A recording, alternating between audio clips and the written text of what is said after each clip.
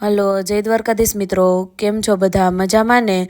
સ્વાગત છે તમારું મારી ચેનલમાં. આજે બનાવ્યા છે તીખા લસણિયા સેવ મમરા. જે ગોપાલના પેકેટમાં સેવ મમરા લસણિયા આવે છે તે જો તમારે ઘરે બનાવવા હોય તો વિડીયોને છેલ્લે સુધી જોજો, અને રેસીપી ગમે તો વિડીયોને લાઇક અને શેર જરૂરથી કરી દેજો, અને કમેન્ટ કરીને જરૂર જણાવજો કે તમને રેસીપી કેવી લાગી. જો તમે પણ બહારથી લસણિયા સેવ મમરા લઈને ખાતા હોય તો એકવાર જરૂરથી આ રીતે ઘરે બનાવી જોજો. એકદમ ગોપાલના પેકેટ જેવા જ બને છે. તો ચાલો શરૂ કરીએ. સૌથી પહેલાં આ એક બાઉલ જેટલા મમરા આપણે લઈ લીધા છે, તેને ચાળીને સાફ કરી લીધા છે. હવે આપણે ચટણી બનાવવા માટે સૌથી પહેલાં 10થી 15 કળી આ લસણની લઈ લીધી છે. તેને આપણે આ એક મિક્સર બાઉલમાં નાખી દઈશું, અને તેમાં લાલ મરચું પાવડર 2 થી 3 ચમચી જેટલો નાખી દઈશું. પછી સ્વાદ પ્રમાણે થોડું મીઠું નાખી દઈશું, અને થોડુંક તેમાં તેલ એડ કરી દઈશું. પછી આ આપણે તેને પીસીને ચટણી બનાવી લઈશું. આપણી ચટણી તૈયાર થઈ ગઈ છે. તો હવે સૌથી પહેલાં એક કઢાઈ લઈ લેવાની છે. તેમાં આપણે થોડું તેલ એડ કરશું. ગેસની ફ્લેમ આપણે ચાલુ નથી કરવાની. તેલ એડ કર્યા પછી તેમાં આપણે ચટણી બનાવી છે તે નાખી દઈશું, અને તેને તેલમાં એકદમ સરખી રીતે પહેલાં મિક્સ કરી લેશું.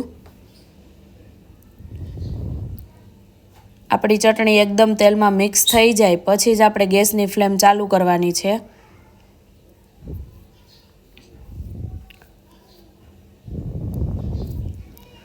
હવે આપણી ચટણી એકદમ મિક્સ થઈ ગઈ છે. તો આપણે ગેસની ફ્લેમ ચાલુ કરશું અને તેને મીડિયમ જ રહેવા દેશું, અને આપણી જે ચટણી છે તેને ગરમ થવા દેશું.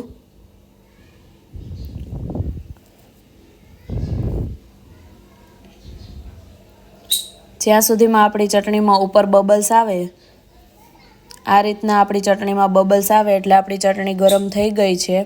ગેસની ફ્લેમ આપણે મીડિયમ જ રાખવાની છે.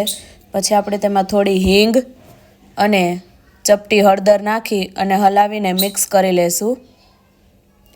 મીઠું આપણે જ્યારે ચટણી બનાવી હતી મિક્સર બાઉલમાં ત્યારે તેમાં નાખ્યું હતું, એટલે આપણે આમાં નાખવાની જરૂર નથી. અને હવે આપણે તેમાં જે આપણા મમરા છે તેને એડ કરી દઈશું.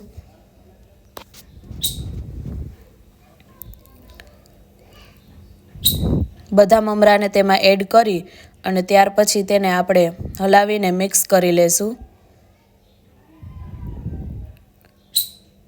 આ રીતે આપણે લસણવાળી ચટણીને આપણા બધા મમરામાં મિક્સ કરી લેશું. અને હવે આપણે ગેસની ફ્લેમ મીડિયમ જ રાખીને જ્યાં સુધી આપણા મમરા એકદમ ક્રિસ્પી થઈ જાય ત્યાં સુધી તેને શેકાવા દેવાના છે. અથવા જો તમારે આમ ન કરવું હોય તો પહેલાં એક કડાઈમાં તમે મમરાને શેકી લેવાના, ત્યાર પછી આ રીતે ચટણીમાં મમરાને એડ કરવાના છે. તો તૈયાર થઈ ગયા છે આપણા લસણિયા સેવ મમરા. ખૂબ જ ટેસ્ટી અને એકદમ ચટપટા બનીને તૈયાર થયા છે. જેવા બહાર પેકેટમાં મળે છે તેવા જ લસણિયા સેવ મમરા ઘરે બનીને તૈયાર થાય છે. હવે આપણે તેમાં થોડી સેવ એડ કરી અને તેને મિક્સ કરી લેશું. તો તૈયાર છે આપણા લસણિયા સેવ મમરા.